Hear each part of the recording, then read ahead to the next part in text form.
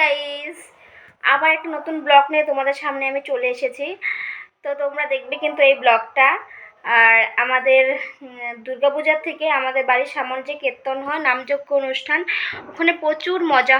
আর আমাদের পাড়ার যত মেয়ে আছে সবাই বাপের বাড়ি চলে আসে, সবার সঙ্গে দেখা হয়, সবার দেখা হয়। তো আমার পূজা করা হয়ে গেছে, রান্নাবাড়িও হয়ে গেছে সকালে। এখন আমরা সবজি কাটার জন্য চলে যাব। আর সবাই চলে গেছে, অনেকটা লোক সবাই চলে গেছে, আমরাও চলে যাব। সবাই মিলে আনন্দ করে সবজি কাটবো, ওখানেই প্রসাদ পাবো রাত অবধি। তো এই দেখো, কলকাতা থেকে দিদা এসেছে।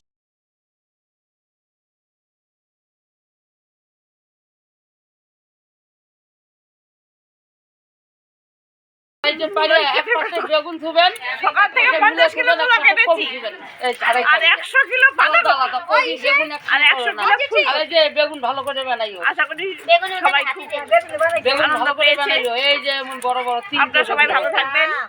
হ্যাঁ, সবাই সামনের বছরে এখানে চলে আসবেন আমাদের এই অসুবিধা। আলাদা আলাদা রাখবেন, দেখবেন আলাদা আলাদা। বেগুন এক পাশে, সবাই আনন্দ করবেন। দেখো, যে আমাদের কীর্তনের ভারটা নিয়েছে, ঠাকুরের ভার, তো তারা ঠাকুরগুলো নিয়ে এসেছে। আশেপাশে যাদের ছিল গোপাল ঠাকুর, তারাও নিয়ে চলে এসেছে এই মন্দিরে।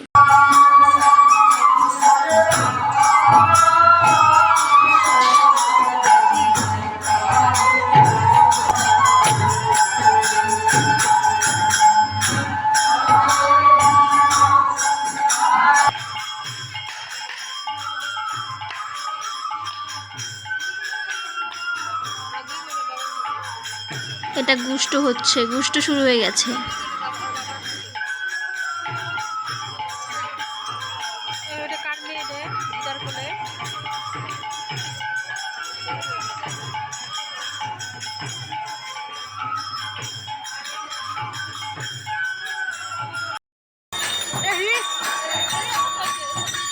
দেখো, সন্ধ্যা আরতিটা শুরু করে দিল আমাদের ছাগলিয়ার যে কীর্তনের দলটা আছে ওনারা মিলে।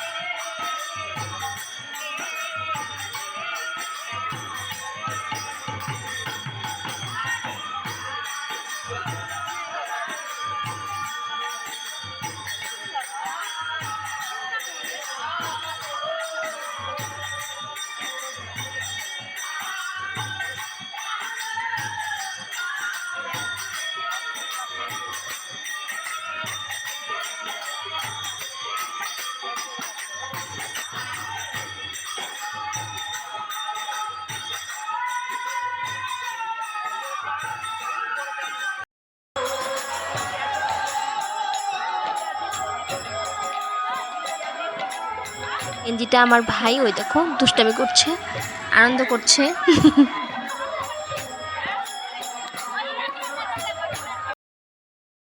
এই দেখো, সেবিকা আর শিল্পা বদমাশি করছে, মোবাইল দেখছে, কীর্তন দেখছে না।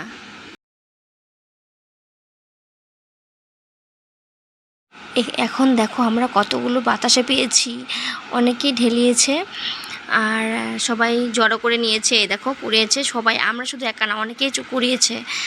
আর আগে দেখো পুরো নাচানাচি হচ্ছে কীর্তনে, আর মেয়েরা বউরা পাড়ার সবাই চলে এসেছে। এখন নীল ড্রেস পরা, এটা আমার মাসি কোচবিহার থেকে চলে এসেছে এই গ্রামে। আর ওই দেখো আসলে আমার বোন ঢালাচ্ছে, আর আমার দাদু ঢালাচ্ছে, একটা ভাই ঢালাচ্ছে বাতাসা।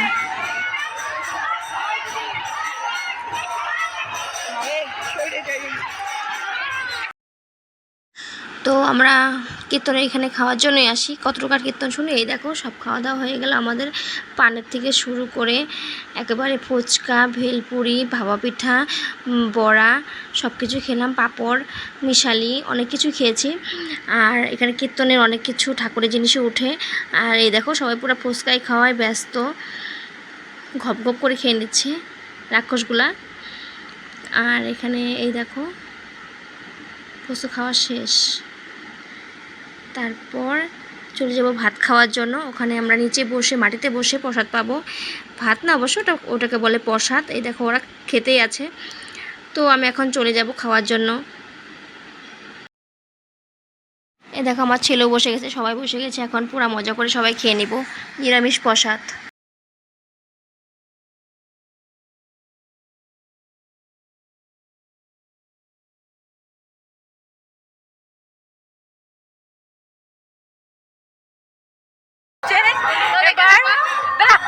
এবার তো গাইস আমাদের খাওয়া দাওয়া সব শেষ, এবার মিষ্টি পান খাবো। তো এর জন্য খাওয়া অবধি আগের দিনের ব্লগ ছিল, তো পরের দিনের বিকালের ব্লগ এটা। সূর্য পূজা হবে ওখানে সাইডে, তো সবাই রেডি হয়ে চলে গেল স্টেজে।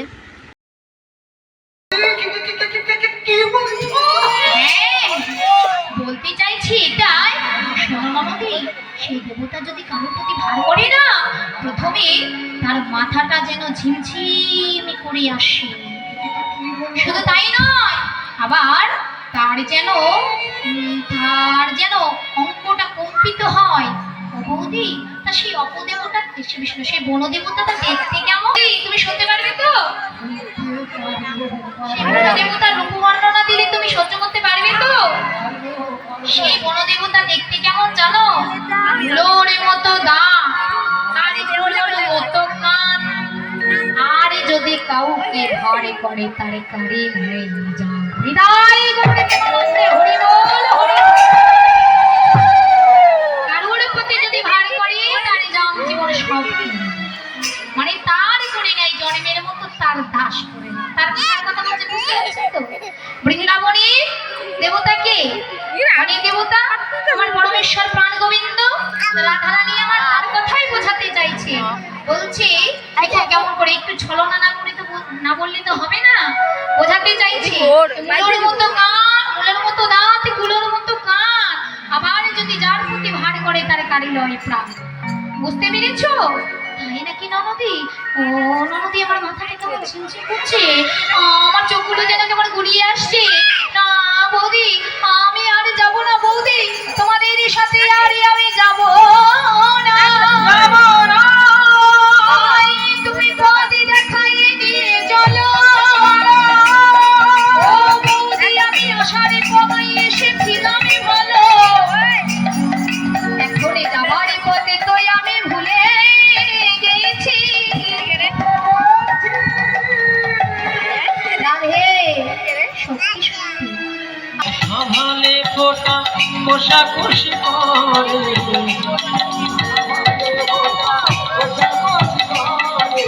আরে ছোট কাঁচা মোটা কোচা কুটিয়াতি পারে, ছোট কাঁচা আরে লইয়া পুঁথি হইয়া যদি আইলা দেবের ঘরে, আরে লইয়া পুঁথি হইয়া যদি আইলা দেবের ঘরে, লইয়া পুঁথি হইয়া যদি আইলা দেবের ঘরে। দেখো সব সখীগণ নিচে নিচে পুজো করছে।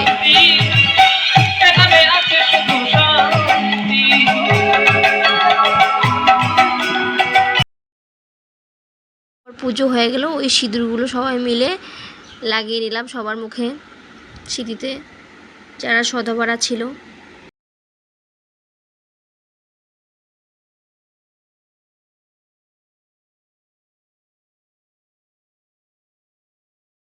দেখো আমরা রাস দেখতে চলে এসেছিলাম 2টার সময়, তো সবটা দেখাতে পারলাম না, লাস্টে একটু দেখালাম। সবাই মিলে আমরা নাচছিলাম, বউ ছেলে সবাই নাচছিল, খুব আনন্দ করছিলাম সবাই মিলে। এত ভালো লেগেছে, প্রথমে কেঁদেছি, তারপর সবাই মিলে নাচছে। দেখো ছেলেরাও নাচছে, কেউ বসে কেউ দাঁড়িয়ে।